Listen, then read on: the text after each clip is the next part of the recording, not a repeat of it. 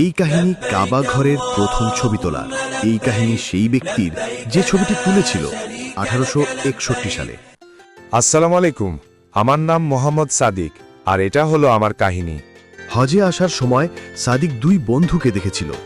এক বন্ধু যে হজ করতে যাচ্ছিল, আর এক বন্ধু তাকে ছাড়তে এসেছিল। আর তখন সে বলে, ওসমান, নবীকে আমার সালাম দিস। ইনশাআল্লাহ ভাই, নবীর কাছে তোমার সালাম পৌঁছে দেব।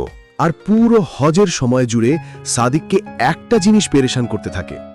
না জানি কত মুসলমান আছে যারা ফিজিক্যাল ফাইন্যান্সিয়াল ইস্যুর কারণে মক্কায় আসতে পারে না, কখনো আল্লাহর ঘরকে দেখতে পারে না। যদি তারা সবাই মক্কা আসতে পারত, যদি আমি এই ঘরকে তাদের সবার কাছে পৌঁছে দিতে পারতাম।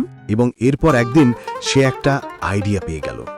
সাদিক বাড়ি ফিরে একটা পুরনো ক্যামেরা কিনল আর সেটা নিয়ে বেরিয়ে পড়ল কাবার উদ্দেশ্যে।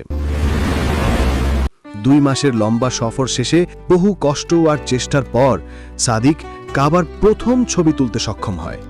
এরপর মদিনার মসজিদ, এরপর মক্কার বিভিন্ন রাস্তা, উহুদ পাহাড়ের ছবি। ওই সময় এসব জায়গার ছবি তোলা এত সহজ ছিল না।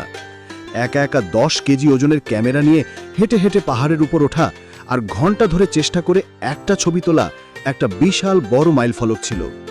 আর এরপর এই ছবিগুলো পুরো দুনিয়ায় প্রথমবার খবরের কাগজে প্রকাশিত হয়। মোহাম্মদ সাদিককে ইউরোপে গোল্ড মেডেল দেয়া হয়।